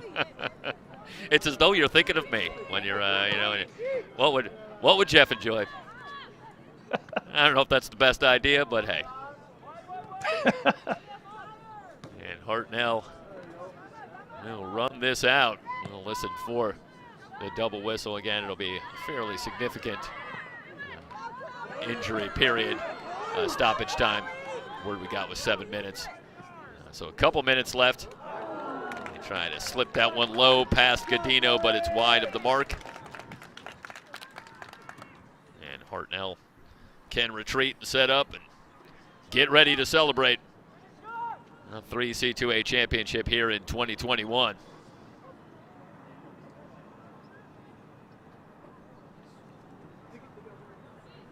Taking a look at some of the stats here, and the shots are even at 14, and that number surprises me a little bit, but I think, again, a discrepancy to me in quality shots between the 2 sides, where I think Hartnell was, again, able to generate better looks throughout. Yeah, shots on goal can be a very deceptive. Something that is aimed for the top right corner, or something that, for that matter, misses the top right corner, doesn't get called when it might have been a close shave. That doesn't get called a shot on goal, whereas something dribbling in on the ground and picked up by the goalkeeper sometimes does. Yeah, worth recalling, though, too, even with those shots, NC Soto with a couple of superlative saves. The double whistle, and Hartnell, the 2021 3C2A Women's Soccer Champions.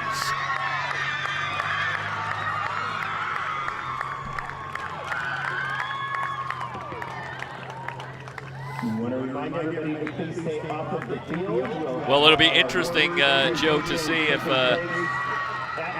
we have a tournament MVP, and which we will. But is there any way that it's not Jasmine Castillo? I think you certainly could make a very good case for Belinda Asensio as well. Asensio very impressive. But I'll come back to the fact that of the 5 goals Hartnell scored, Castillo scored 3 of them, and she earned the free kick that led to a 4th. She just had an immense impact on the game every time she entered, and unlucky not to have actually taken that shot for a hat trick. I think that would have removed any and all doubt. Yeah. And so, a lot of heroes to go around in a impressive performance throughout the postseason, throughout the entire season.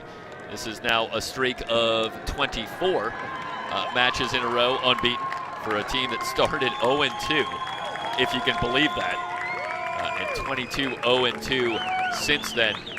But great job on the back line, really shutting down the Charger attack for the majority of the second half. The Chargers even down 3-0. Had trouble, particularly in free play, generating good chances against a back line that was very solid. Saw a couple of big saves from NC Soto to keep it a 3-goal margin.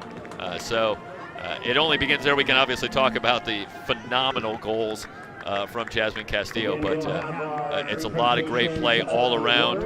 And for the Chargers, it's a disappointing way to finish the season as it is when you lose in a championship, but another great year for the Chargers, who get to the doorstep but are turned away here today by Hartnell. When you have to imagine, too, not nearly as sophomore heavy a team for the Chargers, and so they'll be back. They've got an awful lot of quality there. Jasmine Ortiz, who left there at the end due to the injury, a freshman defender out of Narbonne, and so they'll have her back. Brianna Cortez, if she does not transfer, would be eligible to continue to play for them. So a lot of quality returning to the fold. For Hartnell College, of course, the sophomore-laden team, 10 players back from either 2018 or 2019, and they have just put together an immense performance here, conditioned by a maturity that just outpaced everybody else in the tournament.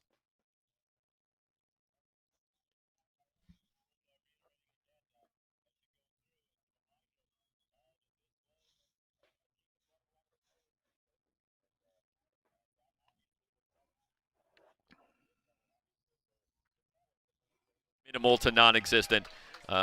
Some of those intangibles are going to play more of a role, and we made the point throughout the broadcast of how comfortable Hartnell looked getting a second look at Cypress, and they seemed very confident, poised and cool, and obviously then made some spectacular athletic plays as well en route to a 3-0 lead, but or a 3-0 win, I should say. But they were in control from the outset, and when you have good experience and a lot of team cohesion from playing together, that's what tends to happen. We are going to keep it here and keep some visuals on the field, bring you the awards presentation. Joe and I might step aside here for a little bit. We'll keep it on the field so that you can see what's going on. We'll rejoin you periodically as well. But we're not going anywhere. We're going to let you watch here the awards presentation for the 2021 3C2A Women's Champions here, Hartnell College.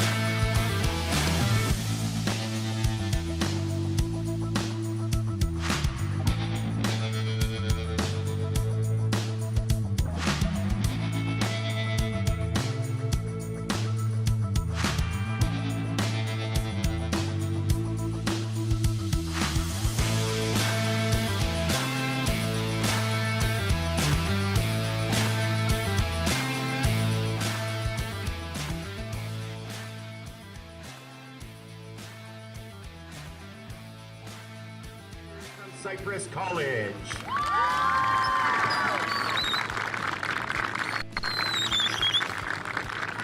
We're going to introduce the players. Wearing number 0 is Siriana Godino. They'll come up and receive their medals. Number 1, Jade Bernardo.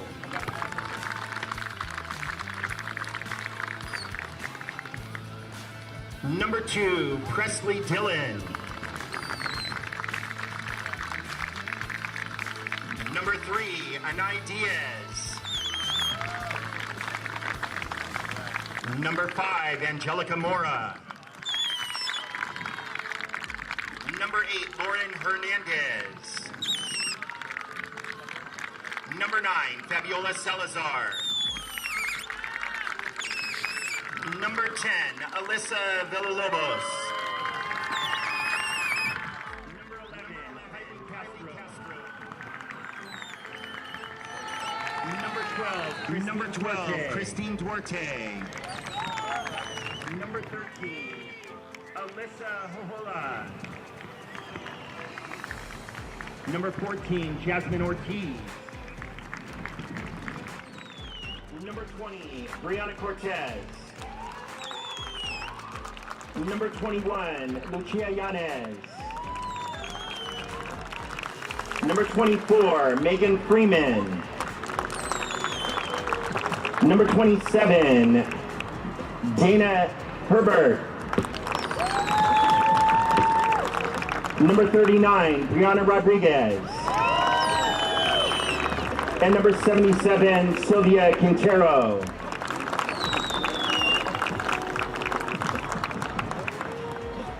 And your head coach, Eric Gutarte.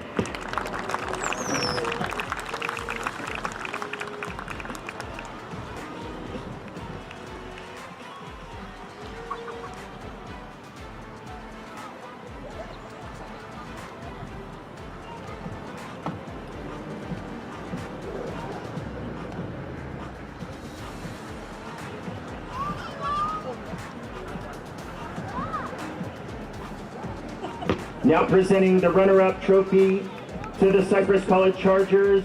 Congratulations on a wonderful season. Players and coaches from Cypress College.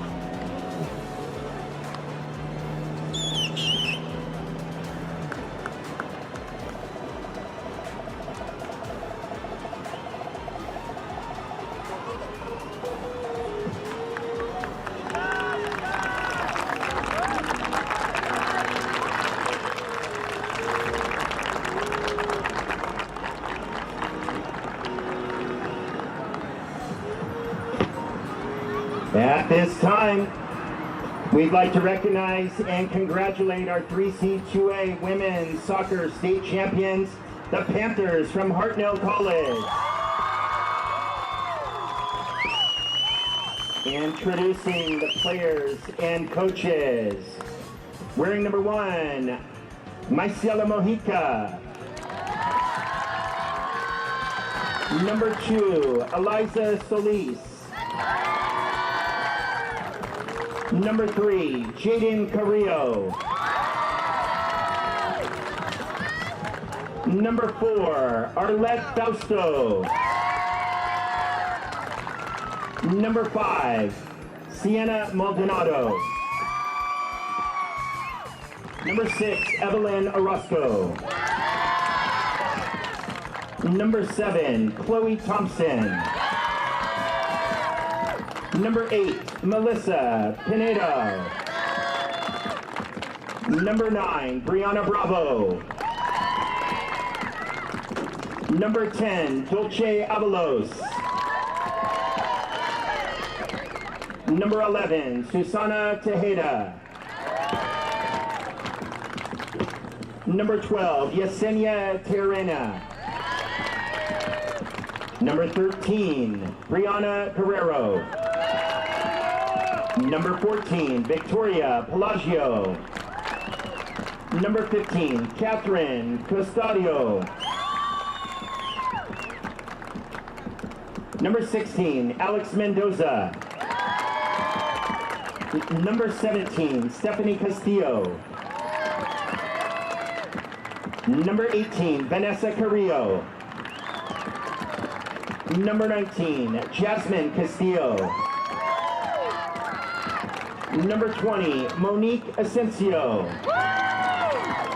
Number 21, Captain Jada Taylor. Number 22, Jocelyn Herrera. Number 23, Naveen Molina. Number 24, Carly Lowy. Number 25, Vanessa Gonzalez.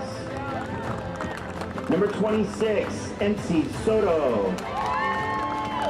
Number 27, Maria MJ Espinosa. Number 28, Viviana Mendoza. Number 29, Belinda Asensio. Number 30, Yvette Rojas.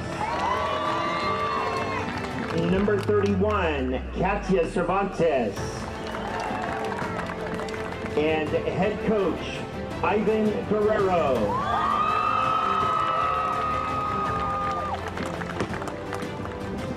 Now presenting the 3C2A Women's Soccer Championship Trophy and commemorative banner to our state champions, the Panthers from Hartnell College. Congratulations on a great season.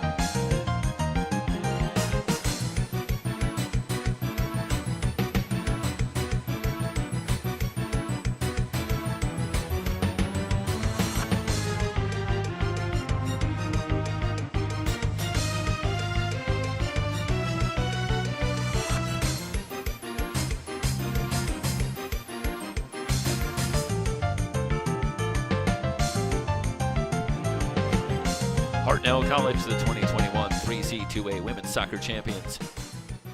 We are going to have a word with head coach Yvonne Guerrero coming up, so stick around to hear from Coach Guerrero shortly. And of course, later today at 2 o'clock, the men's championship, Mount San Antonio College taking on Hartnell. We'll have that for you as well here on SoCalCollegeSports.com.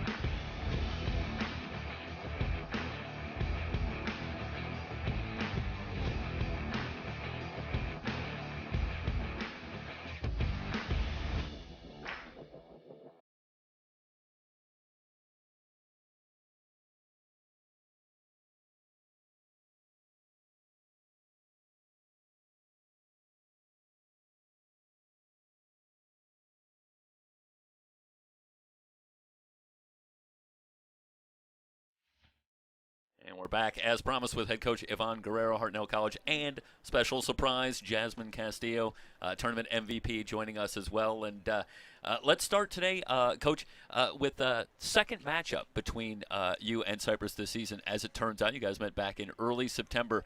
Right. But talk about turning it around today. A completely different matchup this time, and you really dominated from the outset. Listen, there was many may think it's a rematch or revenge from the first loss, but this was just another opportunity to make a statement. We know how good our team has been. I mean, this game made it 24 in a row without getting lost, and I trust these players. Yeah. That's hands down. We had a game plan. We knew what we had to do, but it goes back to them. Yeah. If they don't execute, I mean, none of this works, and it's all about them, really. Yeah, Coach, you stole my next question with this team starting 0-2. And then 24 in a row since then. But I do want to just go back and digress a little bit and talk a little bit about this is a very sophomore-laden team, and that's a decided departure from a lot of other teams with COVID coming about and players moving on and moving to different programs. Being a concern for everybody. Most teams are very young, but you actually had a very experienced team. How did that play out throughout the season, but especially today and Friday wrapping up a championship? I think what Jasmine was able to do today, it was what the sophomores had been preaching all year long, right? Yeah. And they just guided her all year long. And, I mean, if you look at her stats, it was 3 goals, I think, throughout the whole season. And this weekend she just goes off, right? But it's because, I mean, this sophomore group just provides guidance for the younger girls, right? Yeah. They kind of set the standard, and they never lower that bar. And that in itself, that's something that when your team, I always believe when your players can coach your team, I mean, that's one of the best teams that we can have, right? Yeah. And so they've done that all year long. They've believed in her all year long, and they believe in our freshman group and our sophomores. They weren't afraid to take a step back and let our talented freshmen, take the stage and come into their own. And I mean, I don't have the words to say. Tell them thank you, really, to be honest with you. Well, you keep on doing all my transitions for me because I want to ask you, Jasmine. We're looking. 3 goals throughout the season. So where have they been hiding you? Because you came out and how'd you do all this over the last 2 games then? Because you really took over. Yeah, I don't know. Like, I don't even know what to say because, like, I don't know. I mean, I don't know. I really don't know. Like, I don't even know what to say. Yeah, it's not an easy question. No, I get that, but I do want to talk a little bit about today because 2 tremendous goals in the championship today, and we'll take you back through them. But talk a little bit about that's the first goal, and talk about your mindset, though, today coming into this game because you were very aggressive on both those goals with long drives and then sensational shots. But can you take us through a little bit, kind of how you were approaching the game today, both in your head but also what they were telling you, what your teammates were telling you? You know what? I always get, like, really nervous when they tell me to get on the line because I feel like in the past games, like, I've caused a couple mistakes. Like, I feel like a couple goals that went in, against us. Well, like, against us? Yeah, it was kind of my fault. So, like, and I had a talk with Ivan, like, in his office before we came to the tournament. And I was really thinking, like, oh, like, he's not going to put me in. Like, he's not going to risk me. And then, like, I was, like, and then he told me to get on the line. And I was, like, me, like, the first sub. And I was, like, no way. And then, like, well, I just feel like I was, like, super calm. And I don't know. I played these 2 games so different. And, like, I don't know. Well, let me just say, Coach, good risk. That was a good move. But did you do anything differently going into this weekend than you'd been doing all year? Were there any adjustments, or were you really just about doing with what got you here? Listen, I think at this stage in the game, right, this deep into the season, I think not many of us are ready to make adjustments. We go with whatever has worked all year, right? And so we were ready to make adjustments if we needed to, and the team understands what adjustments from systems of play to formations. But you know what? We go with what was working the whole year, and we weren't going to change anything unless we had to. And fortunately, we didn't have to. One of the other great players that on this team that has so many great players is sophomore Belinda Asensio. Obviously, it doesn't seem like much of a leap to say that she's someone that you can really kind of emulate and learn from. Can you talk about your relationship to her and what she's been able to impart to you as a sophomore on this team? Yeah, we have a really good, friendship, like on and off the field. Like she's always there for me. Like her and Yvette both, like they always support me. Like if anything, like I know that they trust me, and like I don't know, and I just feel like that really like how do I say it? Like it means a lot because like they could be like they don't have to trust me, and they do. So Last question for you, Coach. I know that we could go on and on about the spectacular plays and the 3 goals on the board today, but it was a tremendous job on the back line, really shut down Cypress, especially in that second half, protecting that 3-goal lead, and you really never let them back in the game. Can you talk a little bit about that play on the back line, and then Soto, the keeper as well, and what she's been able to do? Yeah, listen, our back line, they're kind of what gets us going. Starting with our team captain, Jada Taylor, she's just lights out, right? And she stands out because of her hair, but then you see her play, and it's just phenomenal. And then Elisa Solis, our other center back, they're just lights out. They completely, I mean, they shut out the best teams in the state, the best forwards in the state. And although we don't get a lot of shots against goal, when we do, you see NC just, man, I mean, she came big yesterday at Sierra, and then today she made some big-time saves. And, I mean, it sounds cliche, but yet defense wins championships. And so our objective was we got to shut them out today, right? If we go up, we got to keep on scoring. So at halftime, we're like, let's get 2 more. Right. And it started with the players, we can't sit back. We try to get a couple more. And we got close, but, we'll take a 3-0 win. Yeah, well, it was mission accomplished to be sure. Right. Yvonne, Jasmine, thank you so much. 2021 3C2A Women's Soccer Champions, Hartnell College. We'll come back and wrap things up from Walnut. Thank you. Thank you. All right. Thank you. Thanks so much.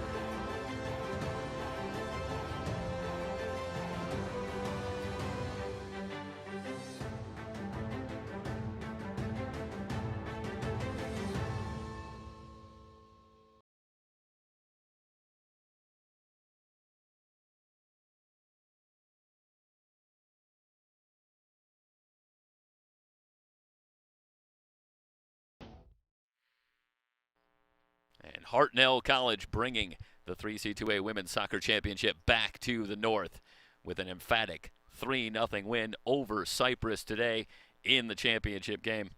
They are the 2021 champions. Do want to pass along our special thanks for everyone involved in helping put this broadcast together as we leave you with some of the images of Hartnell's impressive win today. Joe Jenham and Kenneth Walter here at Mount San Antonio College for helping us to get set up here. Of course, our team Andrew Steven, Angelo Solis, Seth Garber, Scott Tyndall, Matt Tyndall, our camera people today, and Lorenzo Osuna, assistant director, along with Emery Johnson and Mike Cepeda, producer, director of SoCal College Sports. Also want to thank Joe Hickey for joining us on the broadcast. Joe and I will be back as we'll have the men's championship coming up at 2 o'clock. We'll be joined by Santa Rosa associate head coach Dave LaTourette as well. So we hope you will join us for the men's championship, Mount Sac against Hartnell College, who will try to make it a double here in 2021 at Hartnell and bring home both the men's and women's championship. We will hope to see you at 2 o'clock to join us for that game. For everybody here at SoCalCollegeSports.com, so long, everybody.